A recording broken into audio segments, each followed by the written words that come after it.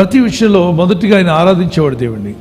రెండవదిగా బహుధైర్యంగా ఉన్నాడు, దేవుడు నాకు తోడై ఉంటాడని. సింహం ఎదురైనా భయపడలేదు, పారిపోలేదు. ఎందుకు? కుక్క మీదకి వస్తేనే పారిపోతారు కాపర్లు. ఇక్కడ సింహం మీదకి వచ్చిన గొర్రెలను విడిచిపెట్టి పారిపోలేదు. బాధ్యత గలవాడు, రెస్పాన్సిబిలిటీ, కరేజియస్ పర్సన్. ఈ వాజ్ ట్రస్టింగ్ ఇన్ గాడ్, దేవుని నమ్మిక ఉంచాడు. రెండవది అండర్స్టాండింగ్, వివేకంగా బ్రతికాడట. ప్రతి విషయంలో కూడా వివేకంగా ప్రవర్తించిన దావీదు వివేకంగా ప్రవర్తించాడు. ఒక ప్రవక్త వచ్చి అంటాడు, నువ్వు పాపం చేశావు అని గాదు అని ప్రవక్త చెప్పగానే, నేను రాజుని, నన్నే నీవు ఇంత మాట అంటావా?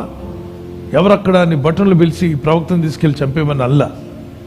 నువ్వు పాపం చేసావు దావీదా అని చెప్పినట్టునే ప్రవక్త ముందే మోకరిల్లాడు.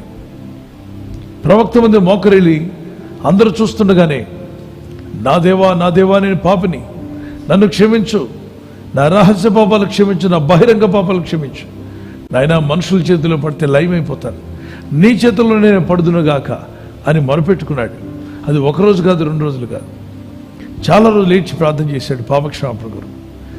తాను ప్రార్థన చేసినప్పుడు బిడ్డ చనిపోయినా కూడా దేవుడిని విడిచిపెట్టలా. కుమారుడు చనిపోతాడు, చనిపోయినా కూడా ప్రభు సన్నిధిలో, అయ్యో నా ప్రార్థన వెళ్ళలేదు, 7 రోజులు ఉపవాసం ఉన్నాను, 7 అనేది సంపూర్ణ సంఖ్య, 7 దినాలు ఉపవాసం ఉన్నాను, నా ప్రభు నా బిడ్డను నాకు దక్కకుండా చేశాడు, ఇక నేను దేవుడిని ప్రార్థన చేయను అని మూలగలేదు, అలగలేదు, ప్రార్థనలో ఉన్నాడు.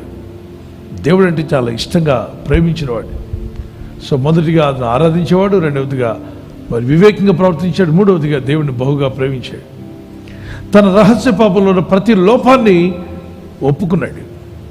ఆయన ప్రార్థన చేస్తే తన పరుపు కొట్టుకొని పోయిందట, అంత కన్నీళ్లు ప్రార్థన చేశాడంట. మనలో కొందరు ప్రార్థన చేస్తే కనీసం కచ్చిపు కూడా కొట్టుకుపోదు. అయితే నేను అన్నాను కదా అని చెప్పి ఏడుస్తూ కూర్చోమని దాని అర్థం కాదు, కానీ just he was a prayer warrior, he was a good confessor. He immediately used to confess and get back from the sin. God bless you.